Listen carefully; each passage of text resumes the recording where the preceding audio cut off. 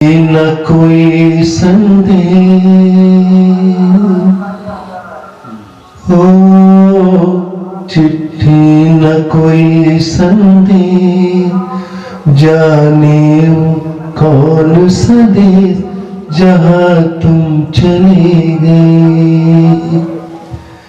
चिट्ठी न कोई संदेह, जाने वो कौन सा देश जहाँ तुम चले गए, जहाँ तुम चले गए। इस दिल को लगा के फिर जाने वो कौन सा देश जहाँ तुम चले गए। एक आह भरी होगी हमने न सुनी होगी, जाते जाते तुमने आवाज तो दी होगी। हर वक्त यही है हम, उस वक्त कहाँ थे हम, कहाँ तुम चले गए। चिट्ठी न कोई संदेश, जाने वो कौन सा देश जहाँ तुम चले गए, जहाँ तुम चले गए। बंजारा बीट्स में आपका स्वागत है। मैं हूँ ज्योति प्रकाश खरे। आज हम आए हैं BHEL में हमारे मित्र जेम्स डेविड, जिनका देहावसान अभी हाल में हुआ है। उनको श्रद्धांजलि स्वरूप हम लोग उनकी पत्नी से बात करेंगे, उनके व्यक्तित्व के बारे में बात करेंगे, उनके कृतित्व के बारे में बात करेंगे। झांसी के जाने माने कार्टूनिस्ट के नाम से वो विख्यात रहे हैं। नमस्कार जी। आपकी शादी जेम्स जी से कब हुई थी? अक्टूबर 17, 1990 में मेरी शादी हुई थी। शादी के पहले से वो कार्टून बनाते थे अथवा बाद में बनाना शुरू किया? शादी से पहले वो कार्टून बनाते थे और शादी के बाद भी वो कंटिन्यूस कंप्यूटर बनाते थे। तो क्या आपका शादी का जो तालमेल हुआ है, आपका जो तालमेल शादी का हुआ है, तो क्या कार्टून की वजह से हुआ? हाँ जी, उनके न्यूज़पेपर में जो कार्टून आते थे और वो संगीत में भी बहुत आगे थे, तो वही चीज़ें जो मैंने सुनी थी उसकी वजह से मैं भी प्रभावित हुई और कार्टून, एक कार्टून बनाने में उनको कितना टाइम लगता था? कभी आपसे वो मशवरा भी करते थे कार्टून के बारे में? हाँ जी, मेरे से भी मशवरा करते थे और काफ़ी कुछ चीज़ वो बनाते थे, फिर मुझे दिखाते थे कि ये कैसा बना है, क्या चीज़ बनी है, वो दिखाते थे। और जब वो देख लेते थे कि हाँ जो मैंने बनाया है ये वही चीज़ बता रही है, तो उन्हें विश्वास हो जाता था कि मैंने हाँ ठीक बनाया है।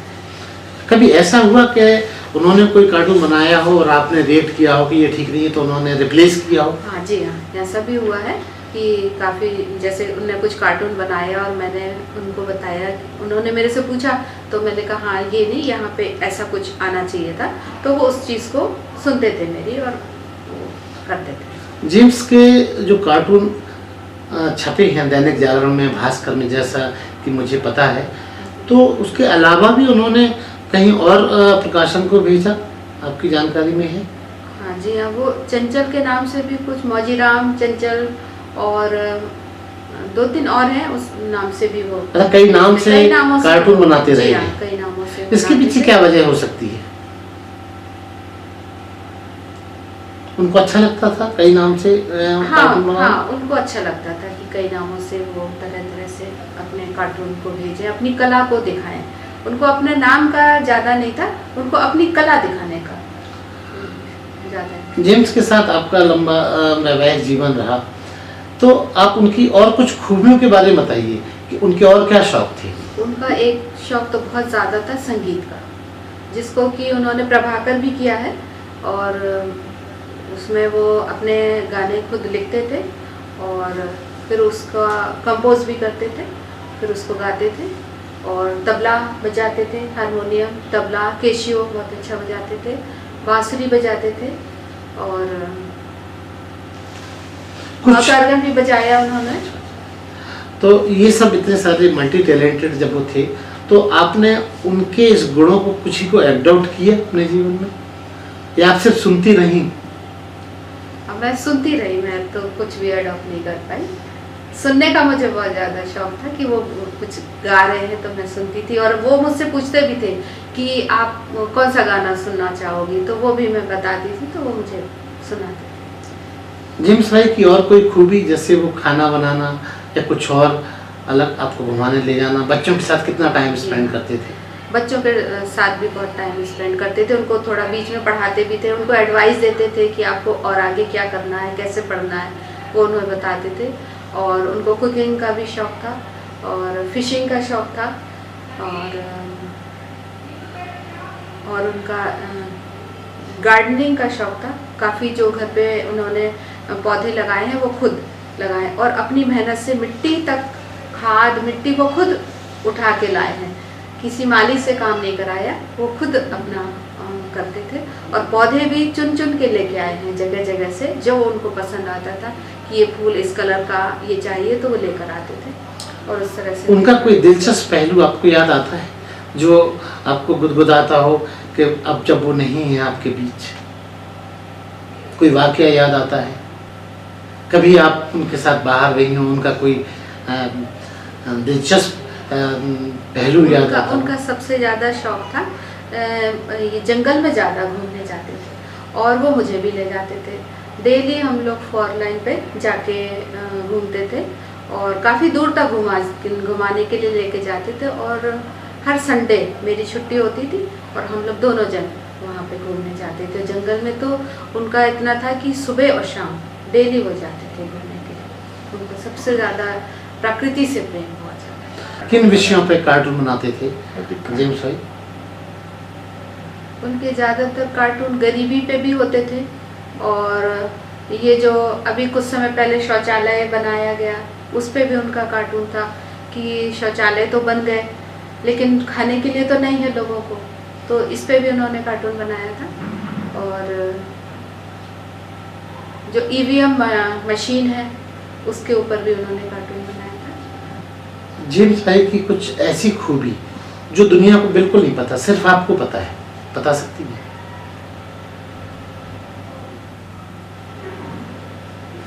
उनका सबसे ज़्यादा ये था कि वो गरीबों की सबसे ज़्यादा मदद करना चाहते थे, और उन्होंने कंप्यूटर का भी सेंटर खोला हुआ था, जिसमें कि वो गांव में जाकर बच्चों को उनका टैलेंट ढूंढते थे, और फिर उन्होंने निःशुल्क उनकी मदद की है, उनको कंप्यूटर सिखाया, और उसके बाद उनके लिए नौकरी भी ढूंढी है, और उनको नौकरी पे भी लगाया। कार्टून विधा में जैसा कि हम लोग बात कर रहे थे कि जेम्स वाइज को बहुत सारे अवार्ड या बहुत सारे पुरस्कारों से नवाजा गया था।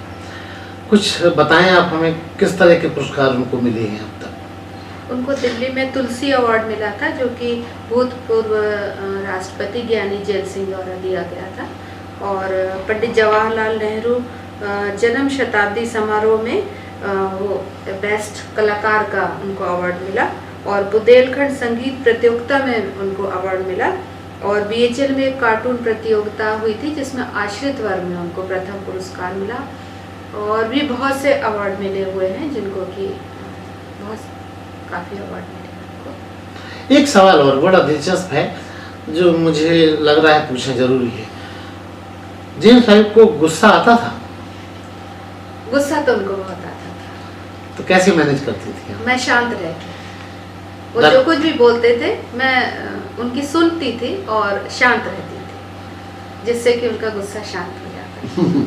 तो कभी जैसे उन्होंने तो हजारों कार्टून बनाए 80 के दशक से लेके अब तक, तो कभी आपने उनसे इच्छा जाहिर की कि एक मेरा कार्टून भी बनाए? मैंने तो कभी इच्छा जाहिर नहीं करी कि मेरा कार्टून बनाया जाए। तो इसलिए तो नहीं कि आप उनके गुस्से से डरती थी? नहीं, गुस्से से तो डरती तो थी, गुस्से से तभी शांत रहती थी कि ठीक है, वो जो बोल रहे हैं वो वैसे गलत नहीं बोलते थे, कोई भी बात गलत नहीं बोलते थे, सच्चाई बोलते थे, लेकिन गुस्से में बोलते थे तो वो हम लोग चुप हो जाते थे, लेकिन सच्चाई होती थी उसमें, गलत नहीं कहते थे। तो ये थी जेम्स डेविड की वाइफ आशा लता जी, जो कि BHEL में हॉस्पिटल में मैट्रन के पद पर कार्यरत है। इन्होंने जेम्स भाई के बारे में बहुत सारी जानकारी दी, उसके लिए बहुत बहुत धन्यवाद। चलिए अब आपको मिलवाते हैं जेम्स डेविड की दो बेटियां। बेटियां पिता की बहुत प्यारी होती हैं। आज पूछते हैं कि वो अपने पापा को मिस कर रही हैं क्या। क्या नाम है बेटा? शेफाली जेम्स। आपका? मेरा शिप्रा जेम्स। क्या करती हैं आप? मैं अब BHEL हॉस्पिटल में ऑफिस वर्क करती हूँ। और आप? अभी MSc मैथमेटिक्स से BU कैंपस से कंप्लीट किया है। आपके पापा कार्टून बनाते थे, आपको उनके कार्टून बनाने से कोई इंस्पिरेशन मिली आज तक?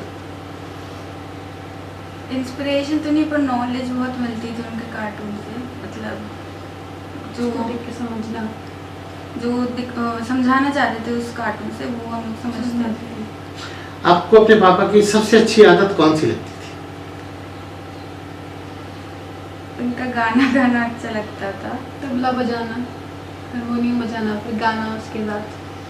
तो उनका ये गुण आपने अडॉप्ट किया क्या? नहीं, कुछ गुनगुनाती हैं आप क्या? छोटे में सीखा था, फिर पढ़ाई की वजह से फिर छोड़ दिया था। मम्मी से बात हुई, वो कहती हैं कि वो पापा को गुस्सा बहुत आता था, तो क्या गुस्सा वो आप पे भी उतारते थे कभी कभी? गुस्सा करते तो थे। स्ट्रिक्ट थे थोड़े, पर हम चुप रहते थे, तो शांत हो जाते थे कुछ देर में। पापा की कुछ और बात आपको जो आपको याद दिलाती हो, जिससे आप इन दिनों अब मिस करती हो? यस। समझाते बहुत अच्छा थे। मतलब उस टाइम हम लोग को समझ नहीं आता था, पर बाद में लगता था कि हाँ जो समझा रहे हैं, कह रहे हैं, वो सही कहते थे। वो जो भी पढ़ाई से रिलेटेड या फ्यूचर से रिलेटेड समझाते थे, वो सही समझाते थे। कभी उन पे इरिटेशन आपको हुआ? गुस्सा उनको जब ज़्यादा आता था तो आप कैसे मैनेज करती? चुप हो जाती? हाँ, होता तो था इरिटेशन, पर चुप हो जाते कहते हैं पिता अपने बेटियों को बहुत प्यार करते हैं। हाँ। वैसा जज्बा भी आप उनके अंदर फील करती थी? हाँ, समझाते थे वो, हम लोग के अच्छे के लिए समझाते थे, और प्यार तो बहुत ज़्यादा ही करते थे। 1-1 घंटे तक समझाते थे, कभी कभी बहुत समझाते थे। इस कार्टून से क्या संदेश देना चाहते रहे होंगे आपके पापा? इसमें वो मतलब यही समझा रहे थे कि मतलब अगर किसी गरीब को नॉलेज चाहिए या पढ़ाई चाहिए, तो हमें उसकी हेल्प करनी चाहिए। आपके हाथ में भी एक ये क्या संदेश देता है आपके हिसाब से? इसका शायद ये मतलब है कि ये आखिरी फोटो है, पिक्चर जो पापा ने बनाई थी, इसने लिखा है पूर्ण विराम। अच्छा, वो तो उनको ऐसा लगता है कि एहसास हो गया था, तो इसलिए उन्होंने ये आखिरी कार्टून बनाया। ये दो बेटियां जेम्स की हैं, जो अपनी पापा की यादों को हमसे शेयर कर रही थी। धन्यवाद। चिट्ठी न कोई संदेश हो, चिट्ठी न कोई संदेश, जाने वो कौन सा देश जहाँ तुम चले गए। चिट्ठी न कोई संदेश, जाने वो कौन सा देश जहाँ तुम चले गए, जहाँ तुम चले गए। इस दिल को लगा के ठेर, जाने वो कौन सा देश जहाँ तुम चले गए। एक आह भरी होगी हमने न सुनी होगी, जाते जाते तुमने आवाज तो दी होगी। हर वक्त यही है हम, उस वक्त कहाँ थे हम, कहाँ तुम चले गए। चिट्ठी न कोई संदेश, जाने वो कौन सा देश जहाँ तुम चली गई, जहाँ तुम चली गई। यदि आप अपना टैलेंट बंजारा बीट्स के साथ शेयर करना चाहते हैं तो 1 मिनट का वीडियो हॉरिजॉन्टल में बनाकर इन नंबरों पर भेजें। और हाँ, बंजारा बीट्स चैनल को सब्सक्राइब और लाइक करना न भूलें।